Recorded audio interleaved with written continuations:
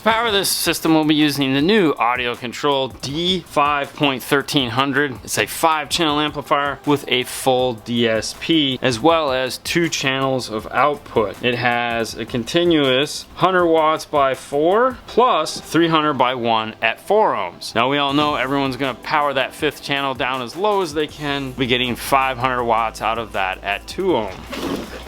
Inside the box, we'll find the check-out sheet from Audiocontrol. Each one of these is hand-checked before it comes to you, the end user, and signed. The owner's manual, the unit itself, a USB connector for programming,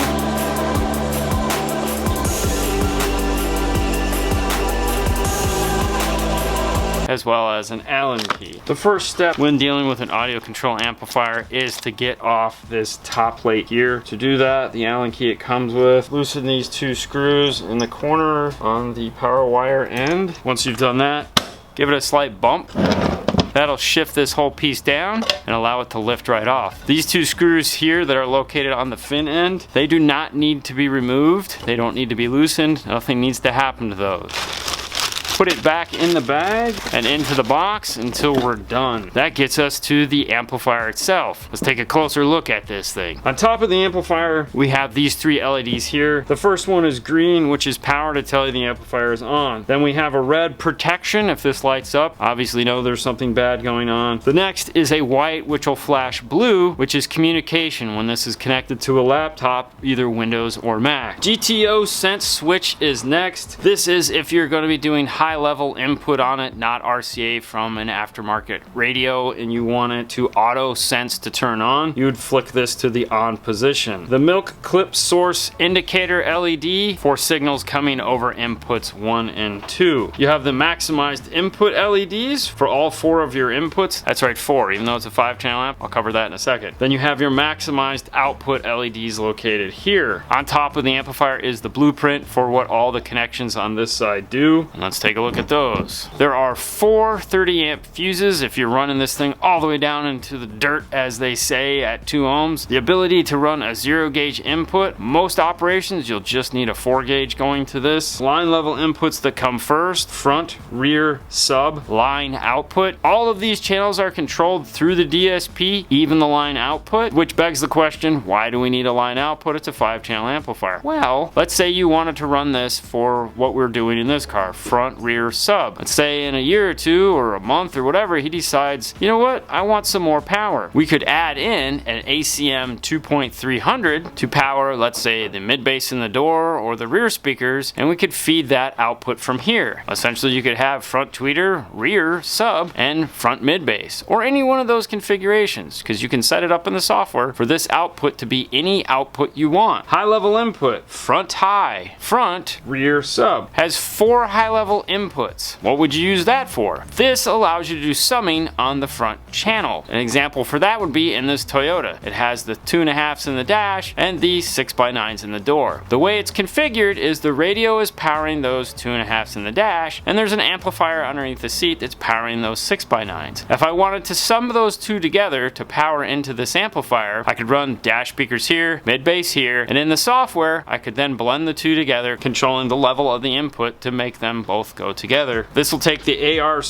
bass knob. The USB for programming is located here next to it. Front output, rear output, sub output. There's also the option port available if you want to add the AC BT24 and or use this in an iData Maestro solution for AR connection. This is definitely a pretty robust 5-channel amplifier with all the options available for installation. For our installation, we won't be needing these high-level inputs. I like to remove them off the amplifier and throw them back in the box. Until we're ready to use the speaker outputs, I also remove those and set them someplace safe. And that gets me to the core of the amplifier. And begs the question, where are we going to put this in this car? He's already said he doesn't want it underneath the seat, and there really isn't a lot of room underneath the seat for it, so that's okay. But I think we do have a solution, which we mentioned at the beginning, which is the rear package tray. Let's head into the car and take a look at it and see if this will indeed fit up there. This area here is what I'm hoping to make work.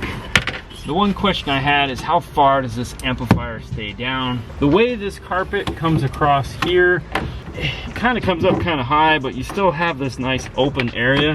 I don't know why they made it short. Like, they didn't make it go all the way up to where the factory carpet ends for the left and right side, which means it's okay. I'm thinking I'm gonna cut an inch more off of this just to open this gap up some, and I'll make a piece of plastic that goes all the way across, and that will allow me to mount this amplifier here and have enough air above it. There's this area here on either side that I can drill some rivets into and attach to, and then my wires can come off and tuck into the carpet on either side. If I pull back this panel here, and these far corners are big grommets that just have a piece of foam over them. This side on the driver will be for my power. Looking around up on the back deck, I can also see where they've used this area up here by where the factory speaker is. There's a bolt hanging down, is a factory ground point. That leads me to believe that this area through here is going to make for a good ground. I'm pretty excited. This is going to work rather well. All I need to do now is get a tape measure and bend some plastic. I feel for this I'm going to use 1/4 inch ABS. That'll give me a nice rigid mount. It is a little bit harder to bend in big pieces like this. For the back here, I'm only going to bend this corner, and then I'm going to leave this area open across here so that this fin will be exposed. 2 reasons. One, it's got this really nice blue light that shines out of it, and then also we'll be able to get airflow into the amplifier. It won't be stifled into it.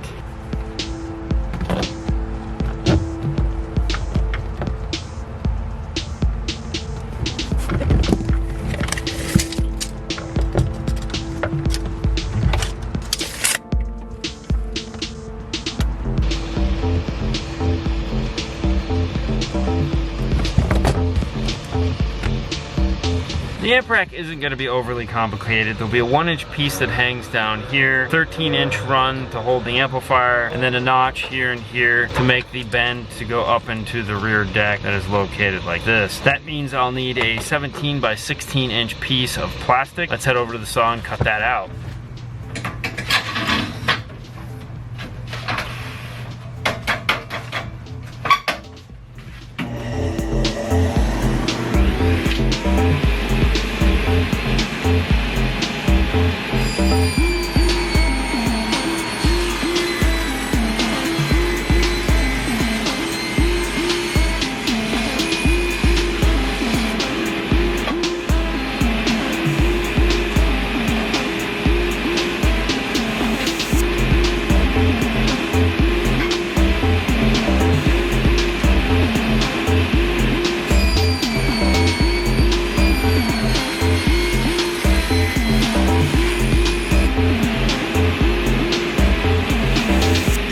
Basic shape I need. The rough side here on the ABS is going to be facing down. That way you'll see the rough side, not the shiny side, when it's mounted in towards the back here. And you'll also see that rough side that goes up against the car. This line here is barely a 36th of an inch. I just put this on here so that I know where to bend it. It's just more or less a marker. It's not cutting into it deep enough to screw up any of the integrity of the product. And then I did the same here on these as a marker line where I needed to remove this area where that heatsink is going to come through. Add some heat to it, bend it, and see how it fits in the car. To heat this ABS into submission and get us these bends that we want, we just use our simple torch to do that, and some brackets in order to give us the shape we want. When doing something long like this, it makes sense just to take it into the car and get it perfectly lined up the way you want it. Let it cool off in the car. So you can see this one isn't perfectly straight. It's actually got an angle to it. We have one last bend to make, which is this one, to give us the screw points up into the rear deck. For that, you just start by moving back and forth on the product, both the front and the rear.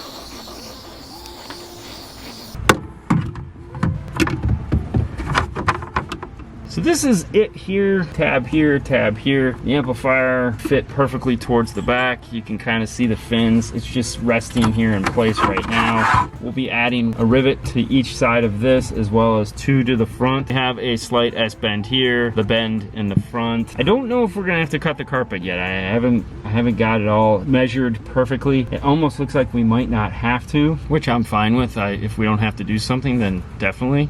I keep talking about threaded rivets. It's actually this. It's a little nutsert. It's designed to screw into a tool like this that is very very similar to a rivet gun. It twists on, and that threading that twists on is just like if you had a screw. Drill a hole like we did here, put it up into it, make sure it's all the way up in, squeeze the tool, unscrew the tool, and what that's done is that's added like a nut into whatever we've attached it to, so that we can now put in screws. In this case we use an M5 screw as many times as we want. It looks very factory. When we remove it, anyone's gonna look at this and not know, as opposed to if we just look like a self-tapping screw and jam it up in there, it just doesn't look as finished, as professional. When we put this in now, it'll hold, it'll be nice and rigid. The other thing too, if you notice, the carpet is missing from here. Anytime you have to drill metal like this, especially on a rear deck, pull out the carpet. It's gonna make a mess on the carpet, and then you gotta sit there and pick out all those little pieces of metal. Oh, what a pain in the butt. This is what the rivet looks like.